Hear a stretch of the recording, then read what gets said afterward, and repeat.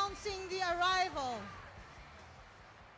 of His Excellency Benigno S. Aquino III, President of the Republic of the Philippines. Let him hear you outside. Woo!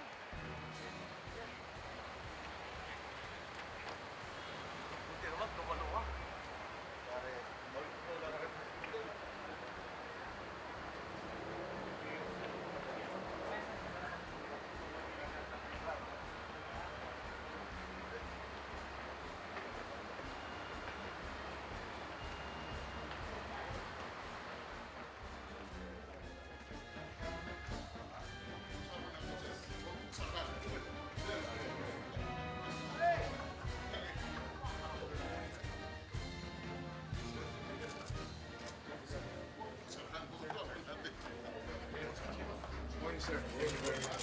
Hindi na papasok tayo dito.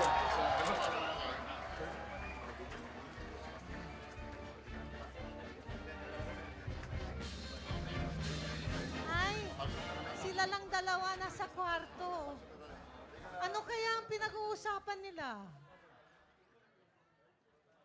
Ano kaya? Rojas na ba? So, Rojas na ba? Rojas na! Rojas na!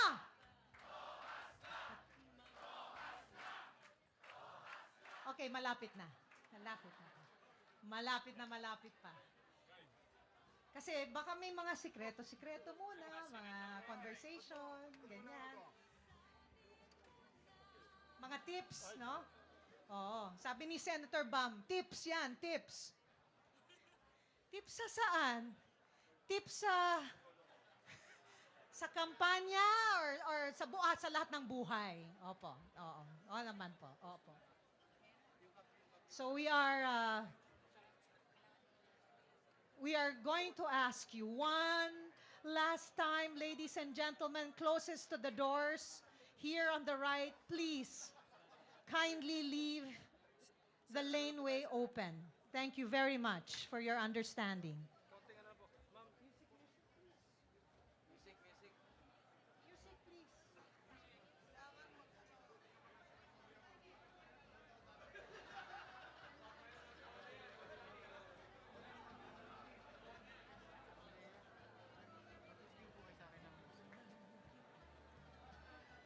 Kunin na lang yung sa camera, yung mabuhay na naman. Yung isa'y mabuhay. Kanta niyo. Ulit, pagpasok mo. Kailangan kita magpakailan pa man.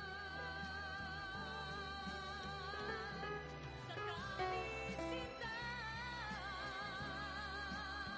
ako'y lisanin mo na. Buhay ko't kaluluwa ay di na kailangan pa.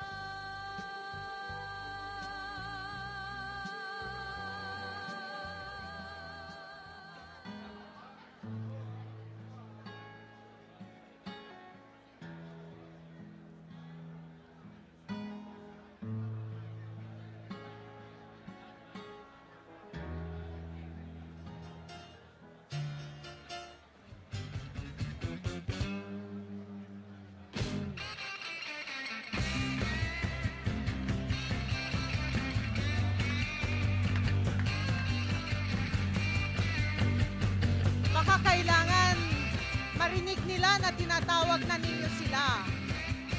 So let's put our hands together to the music.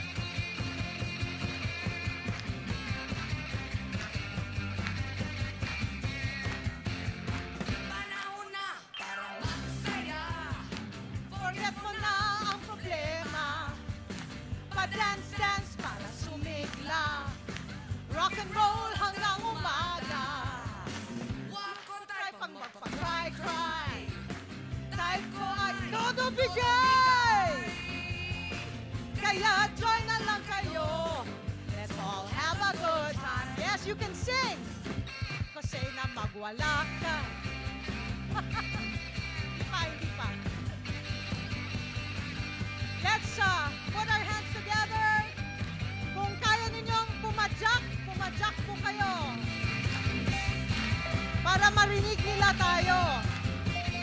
naman nila eh.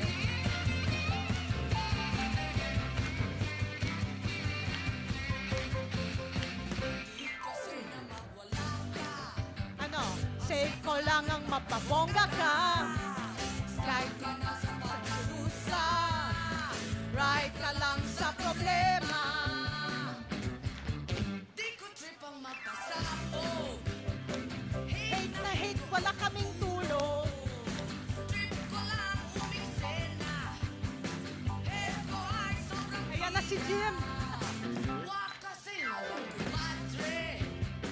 Baw ka lang ng baw. Pasing-sing ka lang. Parang ikaw ang sumaya.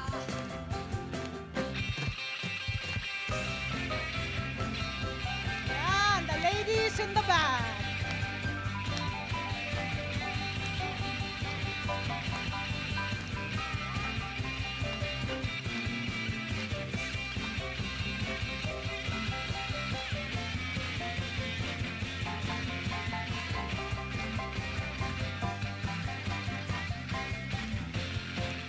Kasi naman wala ka. Say ko lang, magpabongga ka. Tama na sa pagdurusa. Right lang sa problema. Panahon na para magsaya. Forget mo na problema. Pa-dance-dance mo na sumigla. Rock and roll hanggang umaga. Wag ko tayo mag-cry-cry. Time ko ay todo bigay.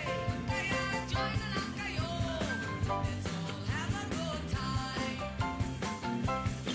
Kaya join na lang kayo. Let's all have a good time. Kaya join na lang kayo. Let's all have a good time. Palakpakan naman tayo para sa ating lahat. At para sa ating mga panauhing pangdangal na malapit nang pumasok sa ating Kalayaan Hall. Kay sarap damdamin kung nasasakyan mo ang tugtugan. Sabayan lang ng hinaka ng katawan. Ibibigay mo lang ang nararamdaman mong tempo. Pati ang edad mo ay wala sa isip mo. Tayo ay magsayawan, lahat ay magkalawan. Kami ng tutugtugan, pagsakat sa bayan. Kahit na magdamagan. Here they are, ladies and gentlemen. Noy, Noy, Noy, Noy, Noy, Noy, Noy, Noy, Noy, Mar, Noy, Mar, Noy, Mar, Noy, Mar, Noy, Mar, Noy, Mar, Noy, Mar, Noy, Mar. Anong oras na po? Orohas na!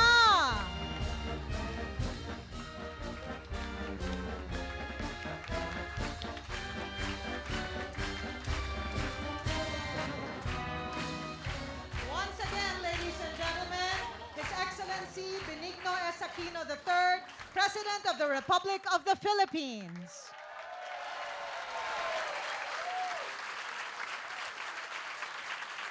Mr. President, ladies and gentlemen, we would like to invite all of you to rise for our national anthem and invocation.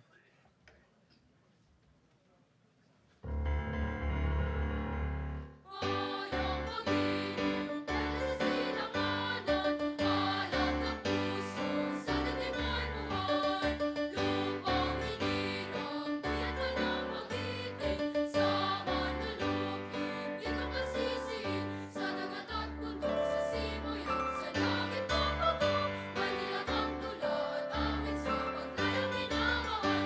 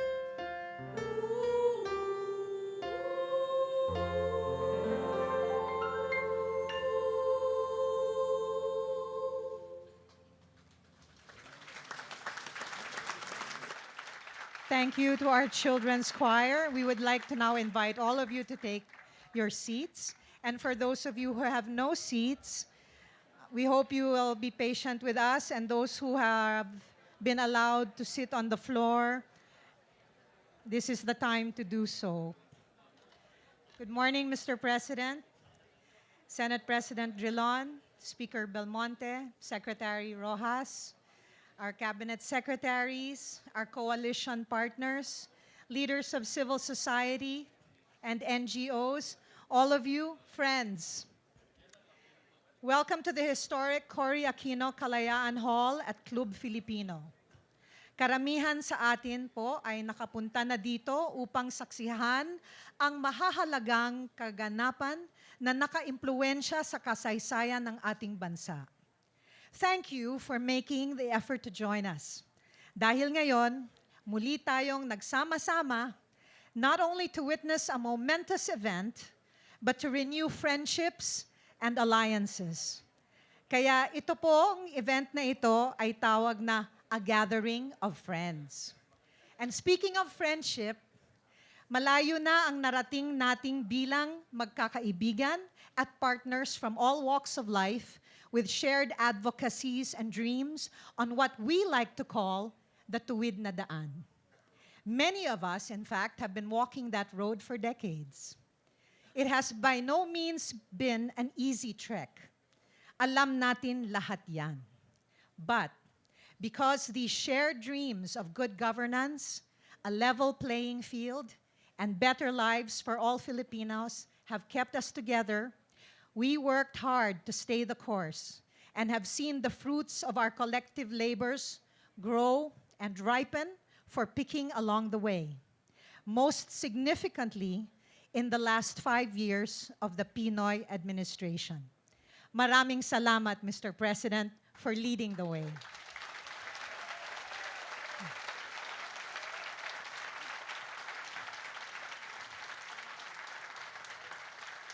And yet, we all know that the work to achieve our goals does not stop with President Aquino's end of term. What has been achieved in this administration must be safeguarded and improved. What needs more time to attain should be inherited by leaders who are committed to walking the Daang Matuwid in 2016 and beyond.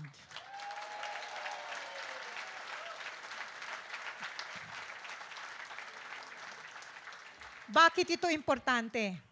Dahil ang mga susunod na magsasalita ay naabot na ang ilan sa kanilang mga pangarap at ngayon ay makakaasa pa ng higit mula sa as future servant leaders. So here to introduce them to you is a young lady you already met in a video during the President's SONA. She is my co-host and will be an incoming freshman at the University of the Philippines. Please welcome Pantawid beneficiary, Aliana Terite.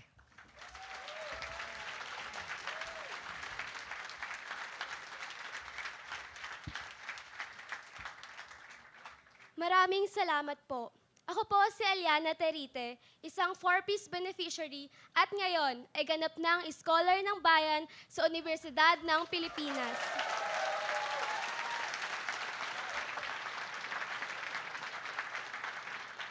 Kung naaalala niyo po, ako po yung napanood niyo sa presentasyon ng Pangulo sa SONA.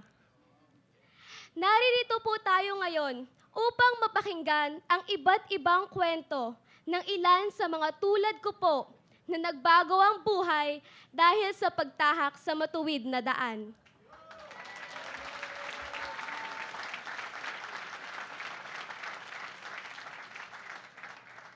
Ang una pong magsasalita ay si Ginoong Ramon Maranyon na dating empleyado ng gobyerno na naging OFW at ngayon ay isa ng organic farmer. Pakinggan po natin ang kwento ni Ginoong Maranyon.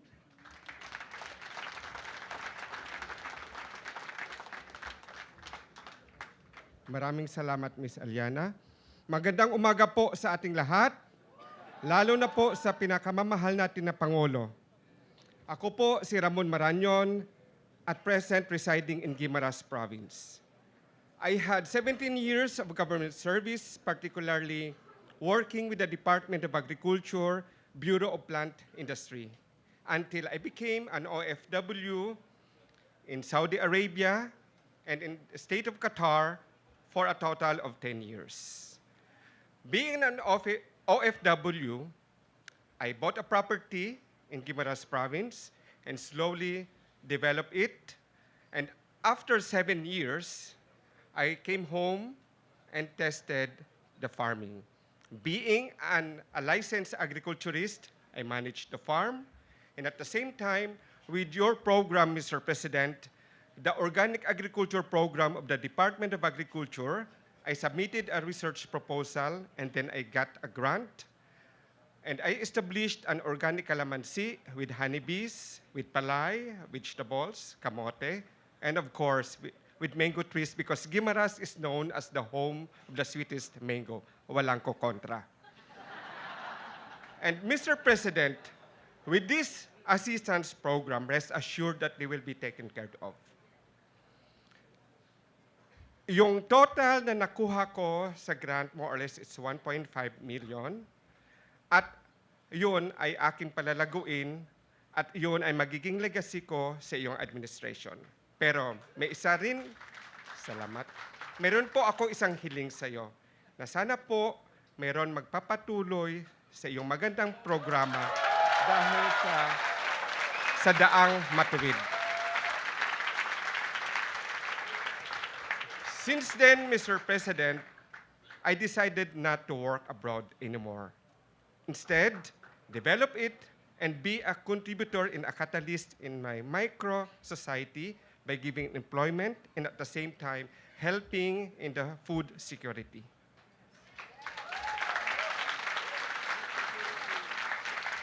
Nagpapasalamat din po ako dahil sa tulong ninyo po at saka yung local government, ang Big Fortune Farm or BFF, that's the legal personality, is now an agri-tourism circuit of Iloilo and Guimaras agri-tourism circuit.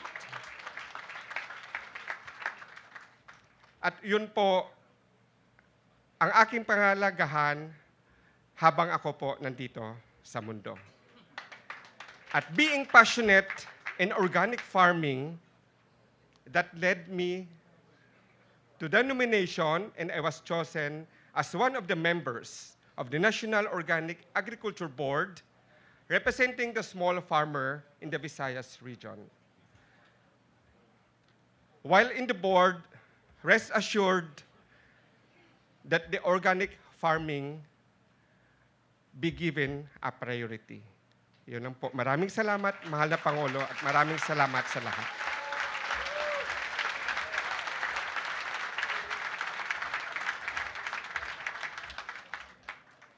Ang susunod po ay isang BPO worker na nagsimula bilang isang call center agent at ngayon ay isang assistant vice president ng isang BPO company. Pakinggan po natin si Mr. Marvin Rodriguez.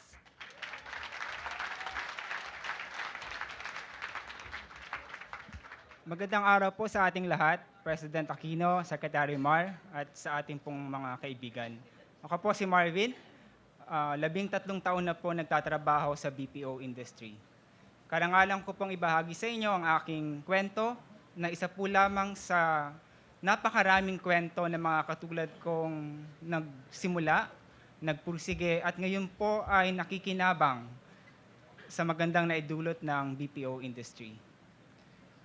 It actually just started in a dream back in 2002. I was just a fresh graduate then in an all-boys college in Mindiola. So just like all fresh grad, I wanted to find work to fulfill personal goals and to provide for others. In 2002, the BPO industry is just starting. So I applied in one company. Fortunately, I got accepted. From then on, what follows would be dreams that are fulfilled and goals that are met. Fast forward to the present, I am now in a position in the industry where I can help others fulfill their dreams. Secretary Mar, it may have taken me 13 years to say this, so here goes. Maraming salamat po.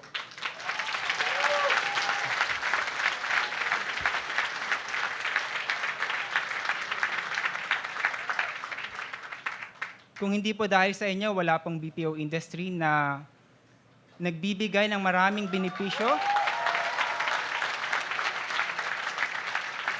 at patuloy na nagbibigay ng maraming benepisyo sa halos 1 milyong empleyado, kasama na po ang kanilang mga pamilya.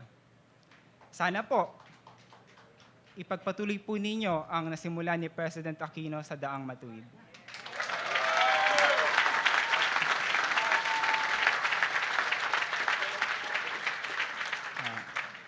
President Aquino, maraming salamat po dahil po sa nakalipas na 5 taon ng Daang Matuwid, ang BPO industry po na kinabibilangan ko ay talaga po namang lumago dahil po sa pagtitiwala ng mga investors na nagtayo ng napakaraming BPO companies pa sa buong Pilipinas, hindi lang po sa Manila. Kasama na po ang ibang probinsya, Cebu, Davao, at marami pa pong iba.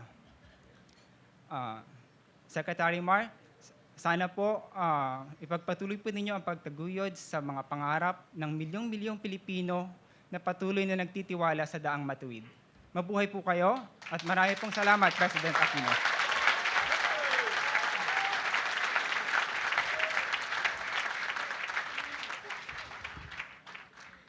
Ang susunod pong magsasalita ay isang mayor na ginawang inspirasyon at gabay sa kanyang pamamahala sa kanilang bayan at komunidad, ang Daang Matuwid. Pakinggan po natin si Mayor Romel Arnado ng Kauswagan, Lanao del Norte.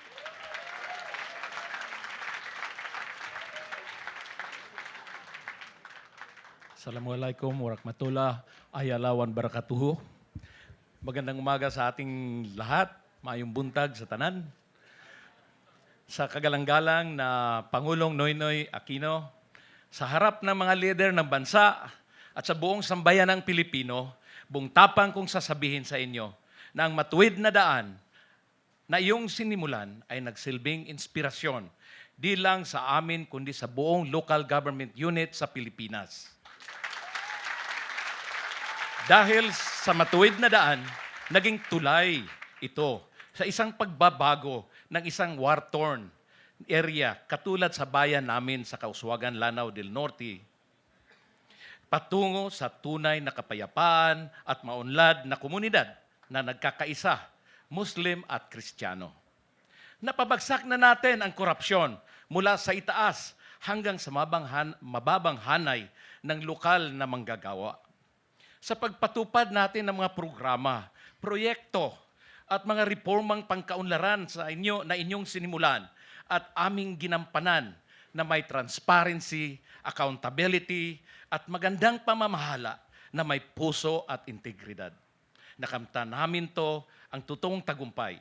Sa matuwid na daan, bumaba ang poverty incidence sa aming bayan sa Kauswagan from 79% to 47% sa loob lamang ng 3 taon. Tulong ito ng public-private partnership kasama ang pamahalaan, ang Assisi Development Foundation, at iba pang private at lokal na partners. Ngayon, ayaw naming bumalik sa baluktot at batu-batong daan dahil nakatawid na kami sa totoo at matuwid na landas, ang matuwid na daan na iyong sinimulan. Ayaw naming maranasan ang madilim na landas na dinaanan ng aming mga kababayan. Nais naming ipagpatuloy ang matuwid na daan at tunay na landas patungo sa kapayapaan at kaunlaran. Kaya buong puso at tapang naming iendorso ang taong makapagpatuloy sa masaganang kinabukasan. Isang taong handang magbuhis ng buhay para sa bayan, matalino at mahusay. makatao at makabayan, at higit sa lahat, makadiyos. Ang tunay na susunod na Pangulo ng bansang Pilipinas, ang Pangulong Mar Rojas.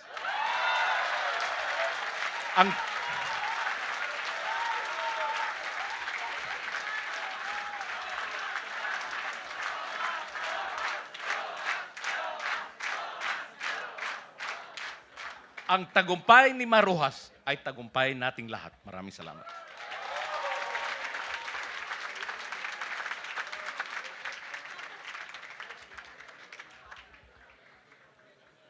Ang kwento po ng susunod na magsasalita ay malapit sa aking puso dahil nakikita ko sa kanya ang kaparehong sitwasyon na aming nararanasan ngayon. Isa po siyang parent leader ng Pantawid Pamilyang Pilipino program na isang programang nagbibigay ng pag-asa sa mga katulad ko na nangangarap ng magandang kinabukasan hindi lang para sa aming sarili, ngunit para na rin sa pag-unlad ng ating bayan. Pakinggan po natin ang kwento ng pagbabago ni Nanay Analiza Natalio.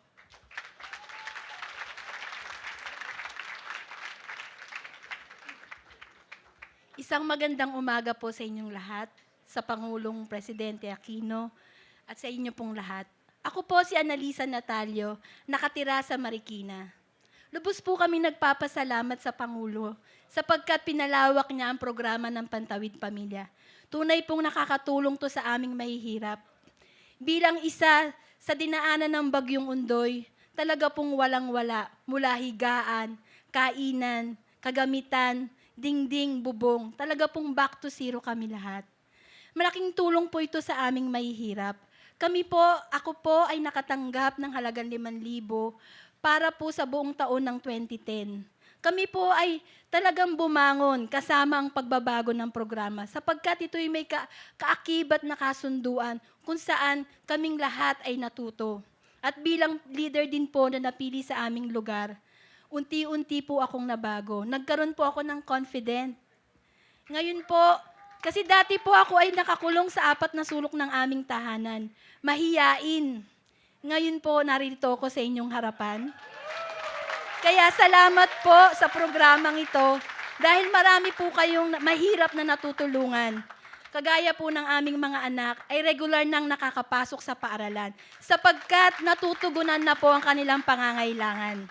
Kaya nananawagan po kami sa inyo, mahal na Pangulo, na ang piliin mong susunod na halili sa iyo ay tunay na marapat, may kakayanan at may integridad upang maisulong pa ang Pantawid Pamilya at maging institusyon na po ito. Kaya maraming salamat po, napakarami po ninyong natutulungan. Dati po kami ay survival sa aming buhay. Ngayon po masasabi kong subsistence na kami sa pamumuhay. Kaya maraming salamat po. Mabuhay po kayo.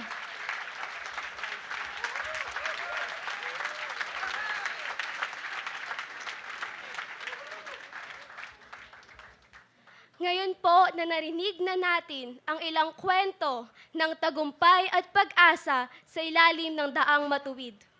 Kung mamarapatin po ng ating minamahal na Pangulong Noynoy Aquino, tawagin na po natin siya at sabay-sabay nating pakinggan ang kanyang mensahe bilang tumatayong ama ng daang matuwid.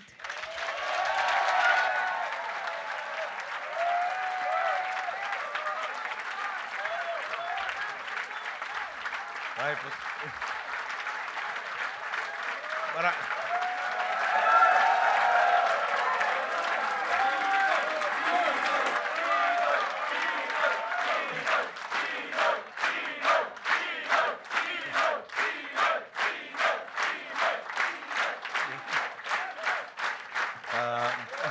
maraming salamat po. Maupo tayo lahat. Senate President Frank Trilon, members of the Senate present, Speaker Feliciano Sani Belmonte Jr., members of the House of Representatives present. The man of the hour, Secretary Mar Rojas, Executive Secretary Jojo Ochoa, members of the Cabinet present, local government officials present, leaders from our political coalitions, sectoral representatives and members of civil society organizations, of course, Tita Judy Arneta Rojas, Ms. Corina Sanchez Rojas and Paulo, fellow workers in government, mga minamahal ko pong kababayan, magandang umaga sa inyo lahat. Napaka-energized nyo, no? Binabanggit ko yung yung ating choir. Yung mga bata talagang, nakita niya parang dating very professional. At saka, yung kanta lang ho yung pinili, lalo sa prayer, medyo malapit ho sa puso ko yan. Yung turon yung pagiging bukas palad. Kinakanta ko yung pagpikon na ako kung sino man ang kausap ko. Talaga nakakakalma. Siyempre, nadagdagan pa nitong atmosphere natin. Ganda, nakikita natin marami sa inyo. Ang tagal ko na hindi nakikita, no? Or bihira natin nakikita. Siyempre, yung mga bata tulad ni Karina David. Mga mas bata tulad ni P.D. Barsaga nandiyan sa gilid. At yung mga tunay na bata tulad ni Anton. At talagang marami sa inyo lahat. No? Talagang nakasama natin lalo sa pinakamadilim na panahon ng paglalakbay. Bumalik tayo sa hall na to na talaga naging testigo sa napakaraming dinaanan natin. Noong panahon na tinatawag tayo ni Joker Arroyo, nakakasa sa Volkswagen Beetle, hanggang sa ngayon nakakasa pa rin tayo sa mga Volkswagen Beetle.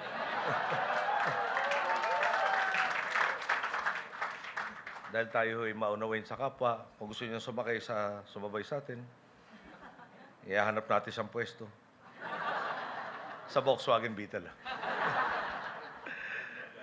Nandito tayo sa Kalayaan Hall ng Club Filipino, isang pribadong lugar na naging bahagi ng napakaraming mahalagang pangyayari sa ating kasaysayan. Dito po, nanumpa ang aking ina upang simulan ang ating pagkakamit ng pangako ng EDSA. Sa mga matagal na natin kasama sa Daang Matuwid, maalala rin ninyong dito ko unang binikas, pwede na muling mangarap ang Pilipino.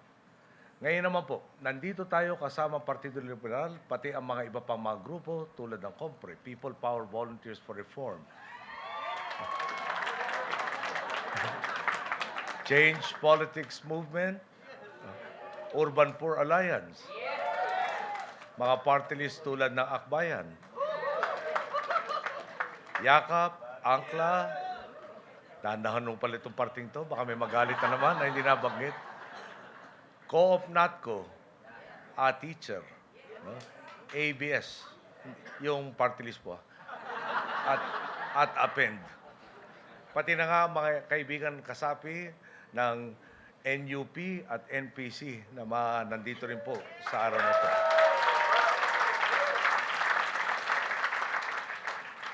Pati yung isa sa iniidolo natin, si Mayor Hagedorn, na nandito rin. Matagal nang kasama sa Trinidad. Marami akong binabanggit na pangalan. Alam mo nyo, nung sa SONA may mga nagsabi bakit hindi sila nabanggit eh. Kaya, hindi ko kayo mababanggit lahat, no? Dahil medyo mahaba ho to speech. At kailangan natin pakinggan si Mar. Kaya ako humingi ng tawad ulit sa hindi nabanggit. Basta kung hindi ko pa kayo nabanggit kayo, nasa alaala ko kayo. Yung nabanggit ko naman, ihuli ko ng konti sa alaala. Nagtitipon-tipon tayo para pag-usapan ang susunod na kabanata sa ating pagtahak sa Daang Matuwid. Nung Lunes, iniulat ko sa inyo, talagang napakalayo na po ng ating narating. Siyempre po, may ilang tumutulig sa dito na tila ba ang dinidiin ay bakit daw hindi tayo makamove on. Ang sa akin lang po, sinusukat natin ang nalakbay ng bansa mula point A hanggang point B. Di po ba? Natural lang na ilatag natin ang buong katotohanan ng point A na siya nating pinagmulan. Nakita po ninyo, ating nakamtan. Pinatag natin ang sistema, pinapanagot natin ang mga tiwali, ibinalik ang kumpiyansa ng mundo at ang tiwala natin sa sarili at sa isa't isa. Pinilit ko nga pong pagkasayin sa ilang oras ang mga tagumpay natin, pero sadyang napakarami. Pagbigyan sana ninyo akong magbahagi ngayon ng ilang pang testimonya. Alam po niyo yung mga video na naihanda ng Paspasan 46 ang inabot. Ang ginamit po natin noong araw ng SONA, 15. Pero meron hong mga nakaligtaan na palagay ko napakagandang dapat ibahagi rin sa'yo. Panoorin po natin itong mga video ito. Our farmer producers ng 3 peso incentive on top of the market mainstream price. So, let us say, ang ating farmer producer ay makakaani ng 10 tonelada sa isang taon, they will get extra 30,000 peso na kita.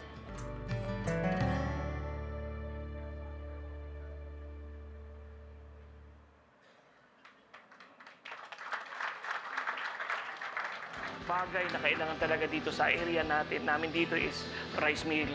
Kasi kung titingnan mo, iilan lang ang mga rice mill dito. So, magsasaka ako, may area ako. So, minsan aabutin ako ng 1 o 2 buwan bago ako mapagpamil kasi yung mga areas dito, yung mga rice mill, may lupa rin sila. So, priority nila yung mga harvest nila. So, ikaw, magsasaka ka, less priority ka. Hindi lang po ninyo nakita yung programa ng gobyerno dito sa grassroots level. Ako po ay isang magsasaka at masabi ko po na ang true na nakikinabang talaga sa pundo ng gobyerno, kaming magsasaka dito lalo na sa Mindanao.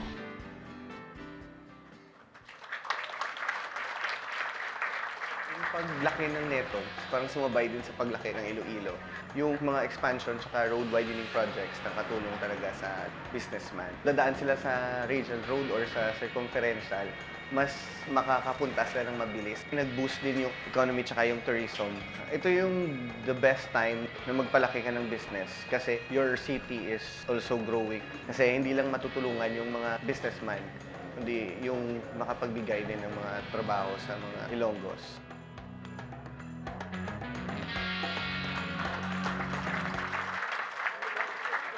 Serbisyo po ng Pangulo, walang paligoy-ligoy. Nakita naman natin na hindi talaga namumulitika. Talagang inuuna ang serbisyo sa tao. Ngayon lang talaga namin naramdaman lahat ito. Hindi man pinangalandagan ito sa media, pero ang mga proyektong ito ang sasalita para sa mahal na Pangulo.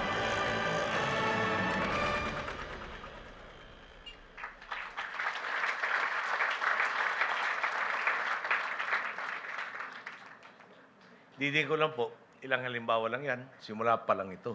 At napaklayo pang nang pwede natin marating. Sabi ko nga po, sa pagsasaliksik ng NEDA, sa loob ng isang henerasyon, maaari nang maabot ang first world status.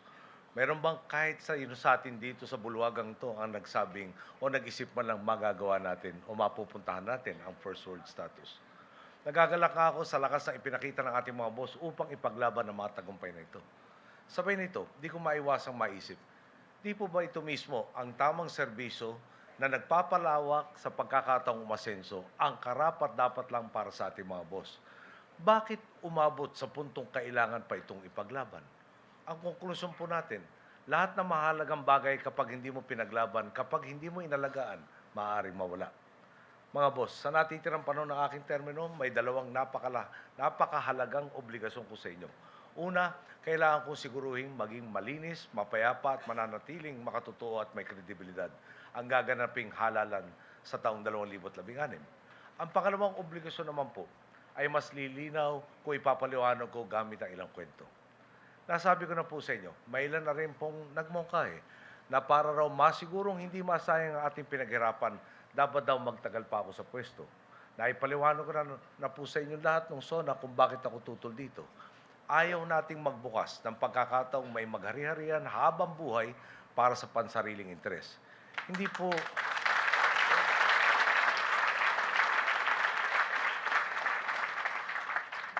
po teorya ito. Kung nangyari na, hindi ba nangyari na sa kasaysayan natin. May na naman din po nagsabi, huwag na raw ako mag-endorso ng kandidato at maging friend to all na lamang. Kanina ko kasi nung sinabi ni Ginoong Maranyan na hihingan niya ako ng dagdag, napag-usapan yung mangga ng Gimaras. Akala ko papasubukan niya ako ng mangga ng Gimaras. Ipagpatuloy ho pala. Yun naman, kaya tayo nandito ngayon. Palagay ko po, yung pagiging friend to all, baka malamang hindi rin tama yan. Personal yung interest yun, imbis na interest ng bansa. Ang naging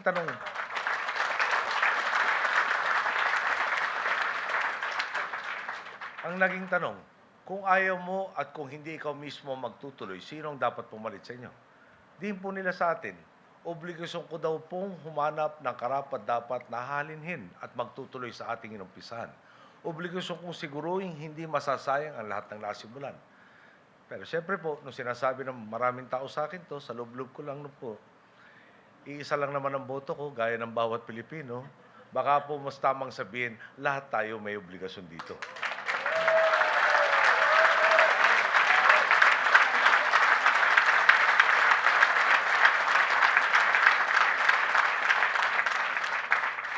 Meron nga po minsan nagpadala ng text na nung umpisa akala ko ay tinutulig sa tayo.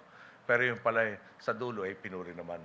Sabi ko kasi sa mensahe, and I quote, "It's a thankless, awful job that good people in their right minds would not take on." Siyempre, sampahin ako kagad ng text yun. So, ba't kaya ito pinadala sa akin? Dagdag pa niya, at dito gumanda naman kalooban ko. I feel so bad for him kasi pinadala ko sa isang kaibigan po natin. I know he's trying so hard, just want to make him know. At least one person appreciates him now.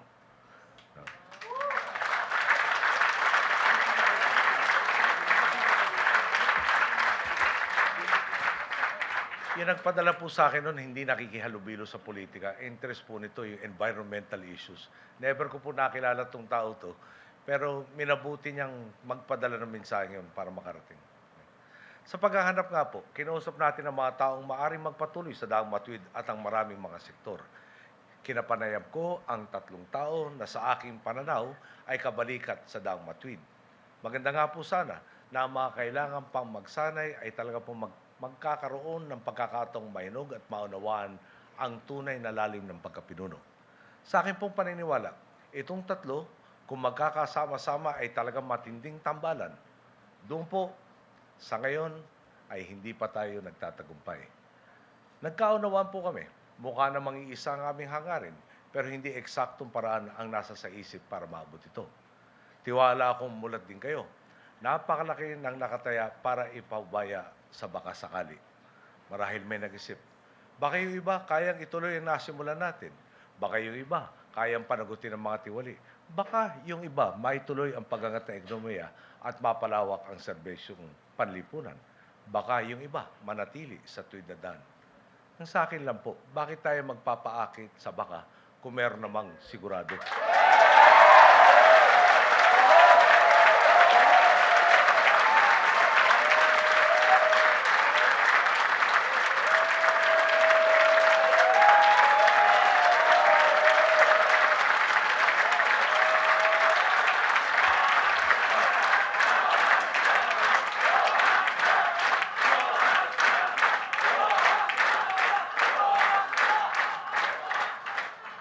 Iwanagin ko lang po, yung siguradong tinutukoy natin, hindi yung siguradong tiwalas or tiwali sa ating Daang Matuwid.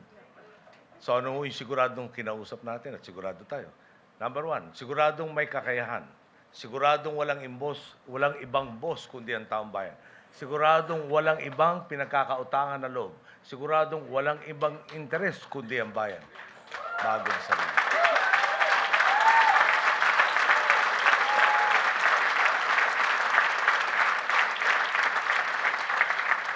Madaling salita po, doon na po tayo sa siguradong itutuloy ang Daang Matuwid.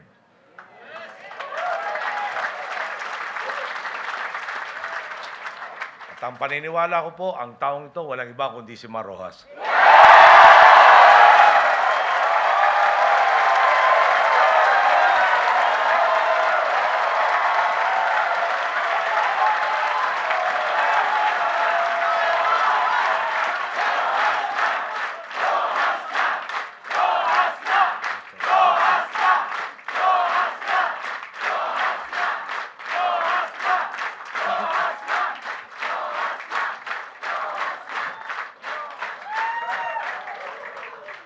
Hayaan po ninyo ako magkwento tungkol kay Mar Rojas.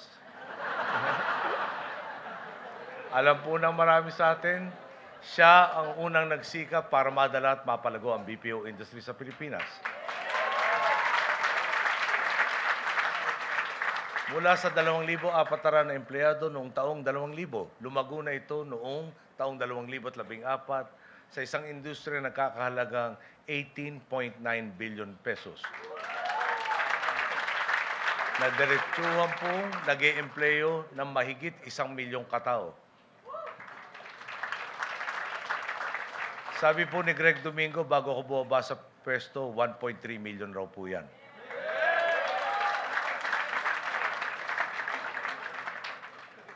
Pero palagay ko po may nakatago pa sa doon para masabi lumampas sa pinangako.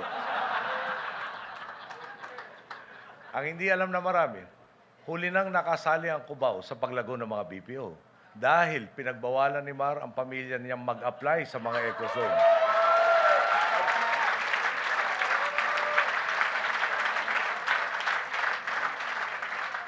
Diin po natin, ang sariling pamilyang matagal ng negosyante, kinumbinsin niyang huwag makisali sa inisyatibang sinumulan niya bilang opisyal ng gobyerno.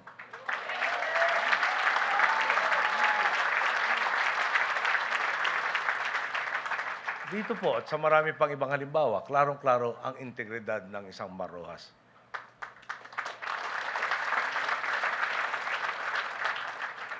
Sa karanasan ko po, alam kong kahit ano ang inatas o iatas kay Mar, hindi niya iniiwan hanggat stable ang sitwasyon. Sa Zamboanga man, sa Bohol, Leyte, kahit pa maputol ang komunikasyon namin dahil kay Yolanda, alam kong in good hands ang mga gawain at hindi niya kailangang mag-abang pa ng utos.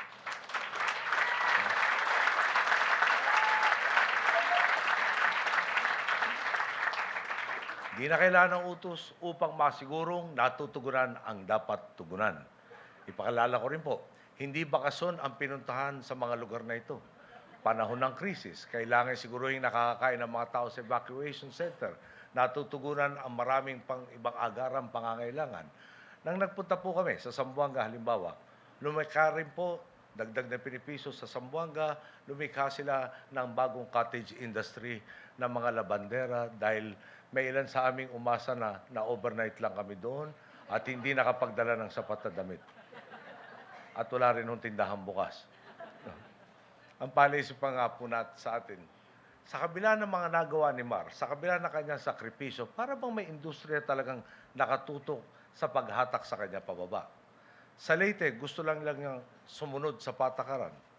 Pero itong mga kausap niyang mas mahilig mamulitika, nag-edit ng video para siraan siya. Isa pa pong halimbawa.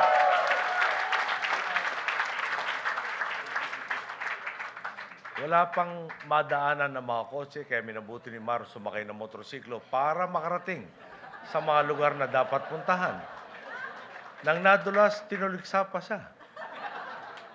Napag-isip na po ako, kasama kaya sa job description ng pagiging matinong pinuno ang ganito, napipilitin mo gumawa ng maganda pero panay pangit ang nakikita ng kumukontra. Ang hindi alam na marami kapag gabi at natutulog na media, si Mar mismo nagmamaneho at umiikot sa mga komunidad para tingnan kung ano pang dapat magawa.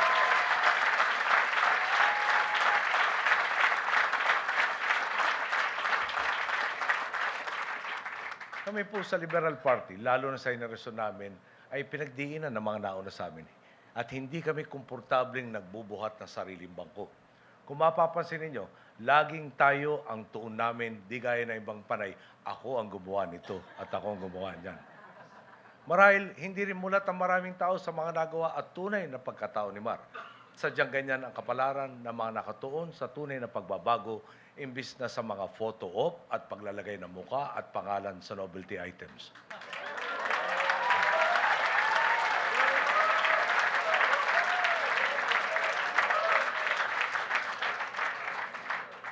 Ang sa akin po, ang mga magagandang nagawa ay totoong nangyari maski hindi bandera ito. At sa pagpili natin, ako nga po, tulad ninyo, hindi ko na kinokonsidera ang mga klarong epal at taliwas sa tuwid na landas. Mga boss, nung una akong nangampanya, kapag nakikita ko sa Tarlac, ako po'y tumakbo bilang congressman, nakapakaraming mga lugar na parang walang iniusad mula noong dekada 60, nung panahon pang gobernador ng tatay ko. Kako, nasaan ang asenso? Bakit ganito? Ito po yata ang epekto ng tinatawag na tradisyonal na politika. May mga ginawang pakay ang panatilihing naghihikaho sa mga kababayan natin para sila ang maging takbuhan mula pagkain, pagpapagamot hanggang sa kasal, binyag o lamay.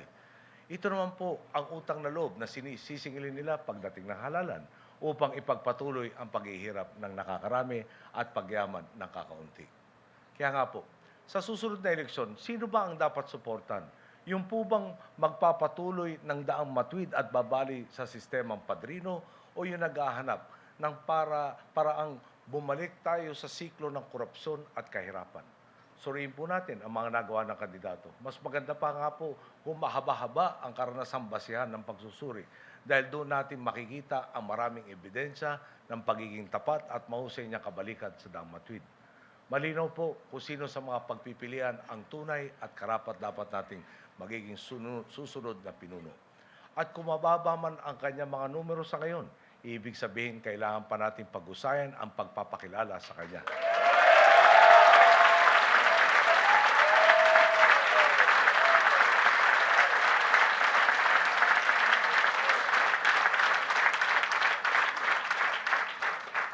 Tinatawag na naman po tayong patunayan na the Filipino is worth fighting for.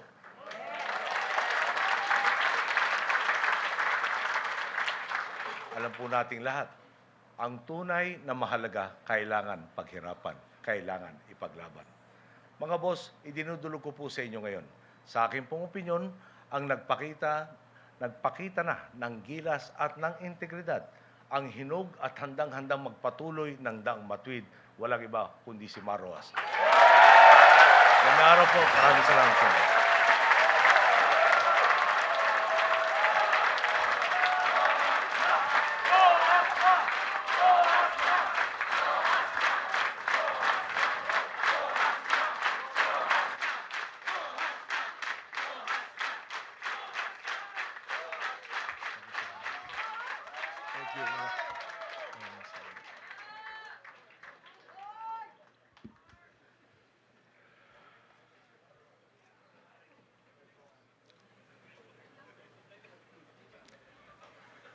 Mr. President,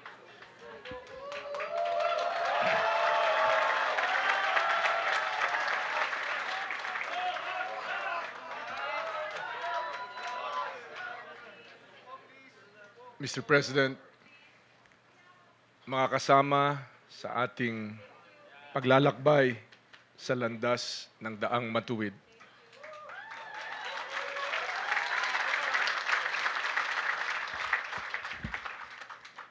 mga minamahal na kababayan.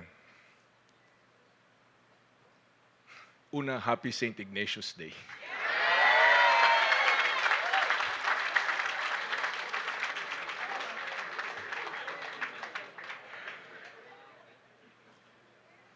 Maraming ginigising na alaala itong Club Filipino. Dito nanumpa si Pangulong Cory noong 1986. Nabanggit na rin ni Pinoy kanina, dito niya tinanggap ang panawagang mamuno at dito niya unang sinabing pwede na muli tayong mangarap.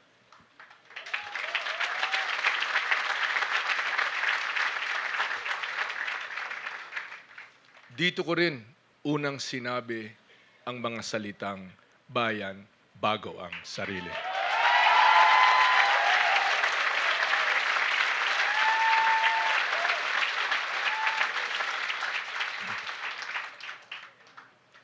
Pamilyar sa akin ang dinaanan ni Pinoy.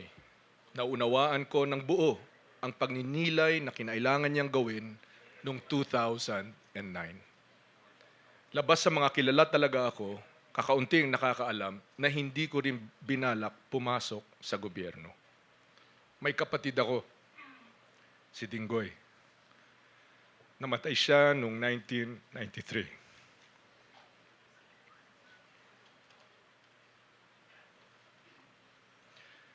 Siya sana ang ambag ng aming henerasyon sa prinsipyong pamana ng aking lolo. Bayan bago ang sarili.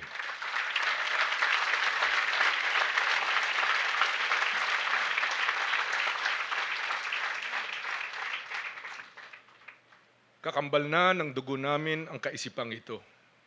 Ito ang idiniin sa akin ng ama kong si Jerry at ito rin ang idinidiin ko sa aking anak at sa aking mga pamangkin. May obligasyon kang magsilbi. Unahin mo ang kolektibo kaysa personal.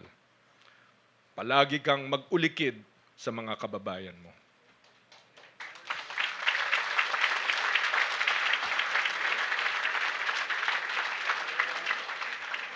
Ilonggo yun, Bisaya yun.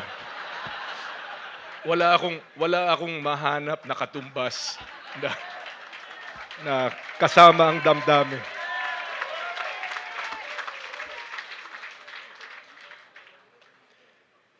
Nang nawala si Dinggoy, sa akin lumapag ang responsibilidad na isabuhay ang prinsipyong ito. Hindi ko ito kayang talikuran. Hindi ko kayang talikuran ang alaala ng dad at ni Dinggoy, pati na ng aking lolo.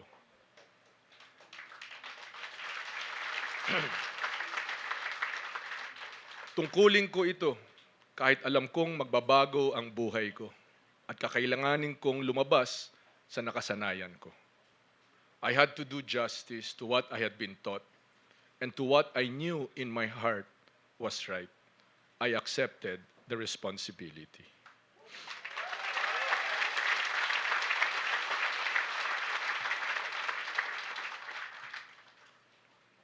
Doon nagsimula ang buhay ko bilang lingkod bayan.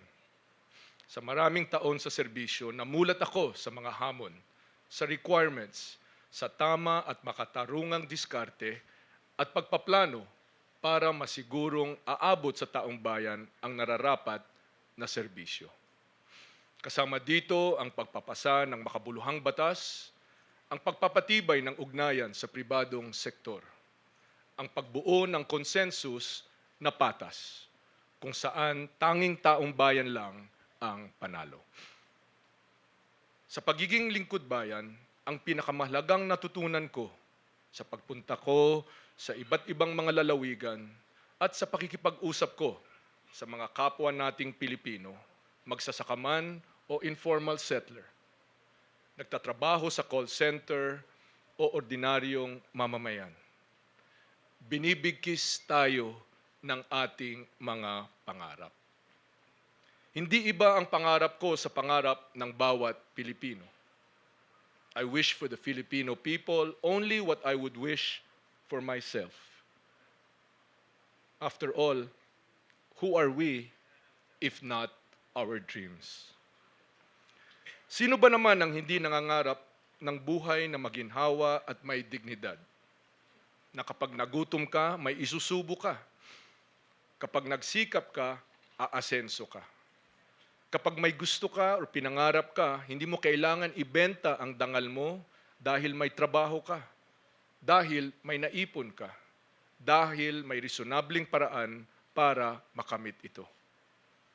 Kapag naglakad ka sa kalye, hindi mo kailangan mangamba. Kapag nagkasakit o tinamaan ng sakuna, may darating na suporta. Kapag may maling nangyari sa iyo, makakaasa ka sa sistemang may hustisya, makukulong ang nagkasala. Sino ba naman ang hindi nangarap na hawakan ang sariling kapalaran? Alam nating lahat at nakita na natin itong nakaraang mga taon, ang mga pangarap na ito ay kayang maabot. Kailangan lang ang isang gobyernong nakatutok sa kapakanan ng taong bayan at tumututoo sa sinumpaang tungkulin nito. Gobyernong mabilis, maliksi at agarang nakakaresponde sa pangangailangan natin. Profesional, hindi transaksyonal. Walang bara-bara, walang patsamba, kundi sistematikong pagtupad sa mga pangarap natin. Isang gobyerno ang tanging pinaglilingkuran ay ang ating mga boss na nagbigay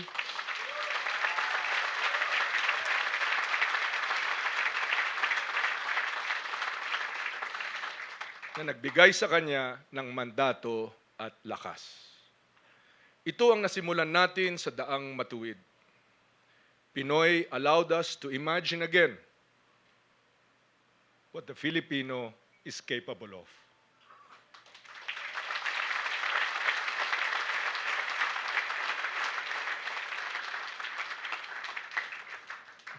Pasensya na po kayo, mababa talaga luha ko.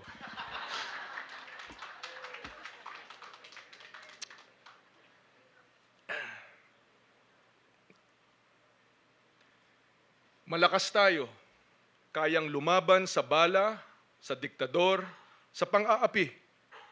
Matibay tayo, madapaman dahil sa sakuna o sa kahirapan, ay babangon at babangon ulit.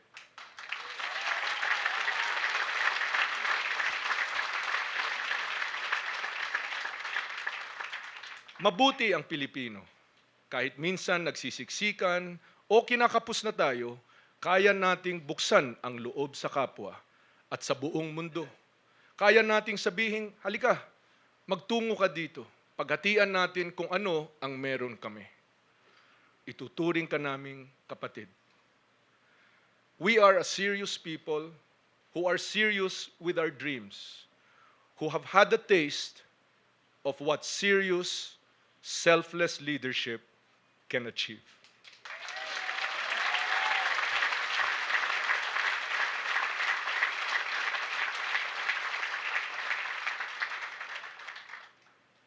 Mr. President, kung maalala po ninyo, noong 2009, nag-usap po tayo, bago po ninyo tinanggap, natatakbo po kayo.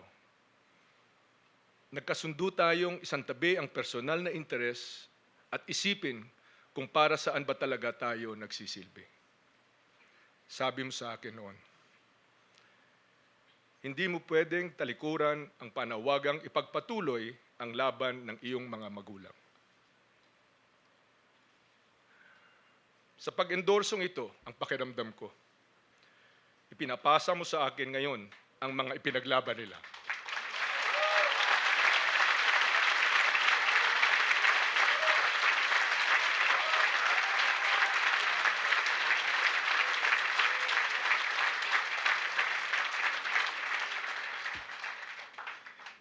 Natatawa na lang ako sa sarili ko dahil talagang naluluha ako eh.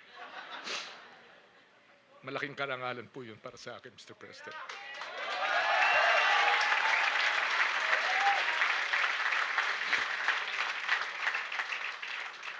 Napakalaking karangalan ito at sumusumpa ako ngayon. Hindi ko dudumihan ang pangalan nila at lalong hindi ko dudumihan ang pangalan po ninyo.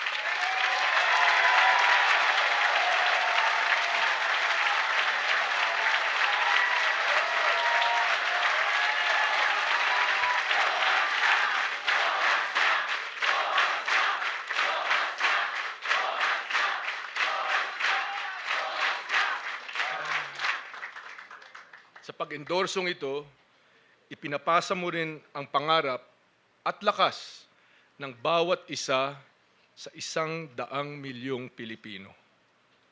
Mga boss, hindi ko sasayangin ang tiwala ninyo.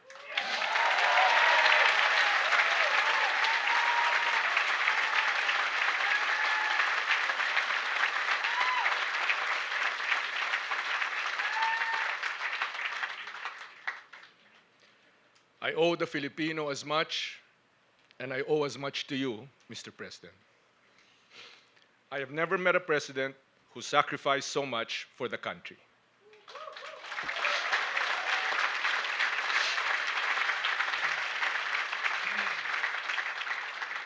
I have never met a president who has been able to inspire so much confidence.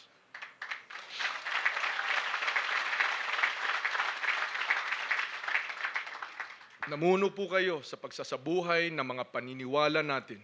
Pinakita mo kung ano ang kaya nating marating gamit ang political will, ang paninindigan, ang pagkapit sa tama kahit gaano kalakas ang kalaban.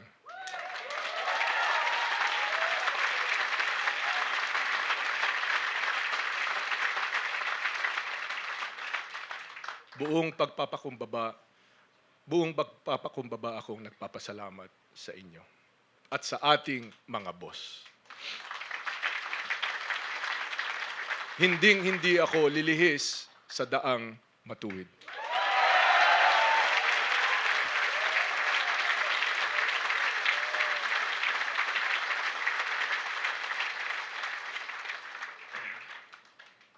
Ibubuhos ko ang lahat. Wala akong ititira para sa sarili ko. I will leave everything on the floor para sa labang ito.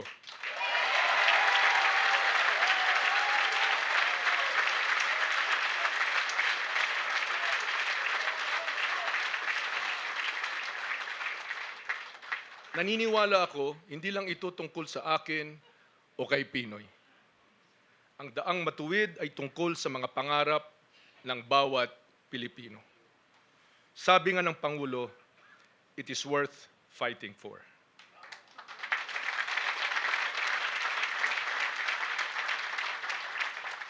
It is worth sacrificing for.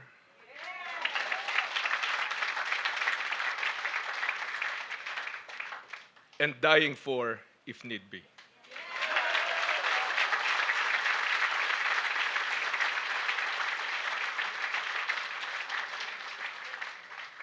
The straight path transcends me and Pinoy. It is a Filipino ideal that has been there long before we were born and will remain long after we are gone.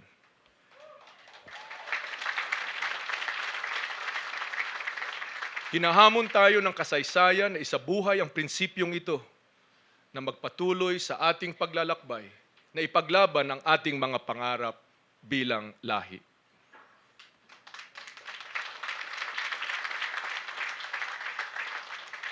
Mr. President, nung Lunes sa SONA, sabi mo, simula pa lang ito, simula pa lang ang dakilang kwento ng sambayanang Pilipino. Ngayon, buong katapatan, buong loob at buong paninindigan kong tinatanggap ang tawag ng daang matuwid.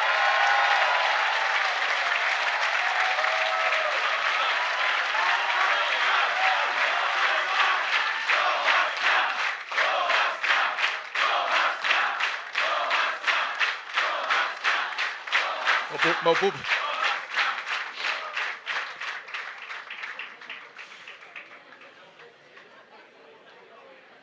Tulad ng nasabi po ninyo, Ginong Pangulo, simula pa lang ito.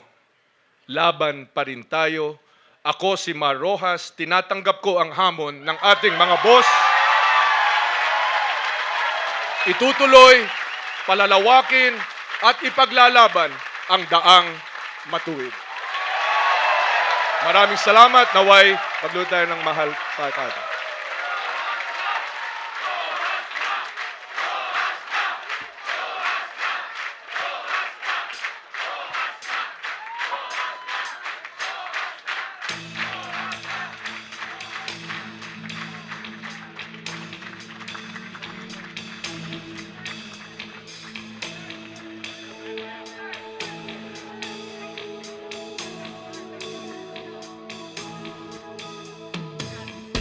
Sino pa ang pipiliin mo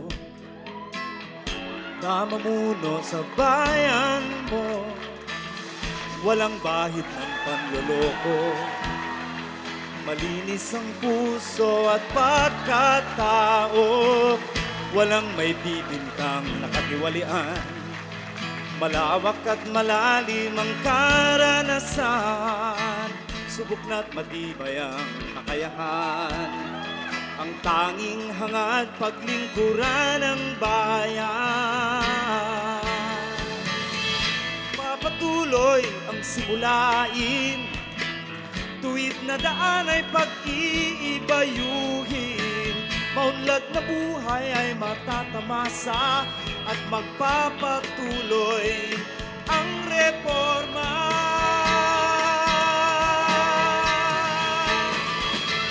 Dapat ang Pangulo marangal, dapat ang Pangulo marunong, dapat ang Pangulo marespeto, may malasakit sa mga maralita.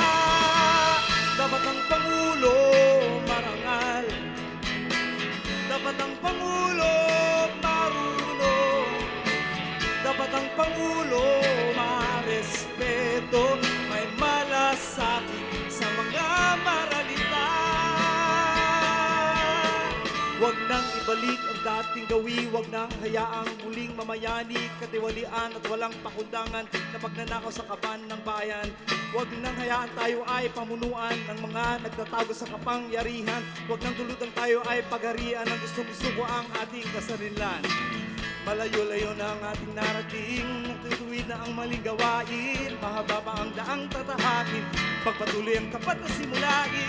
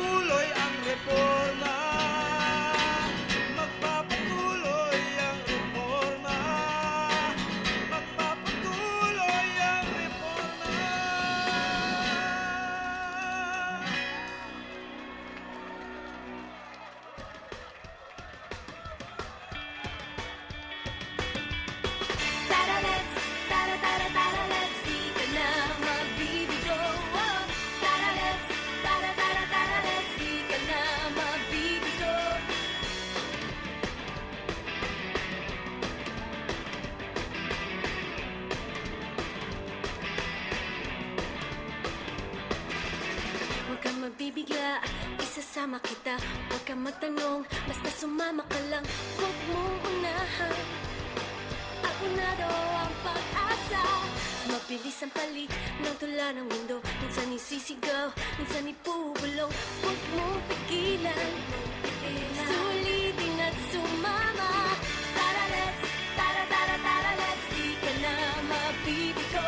Oh, tara let's, tara tara tara let's, di ka na mabibigo.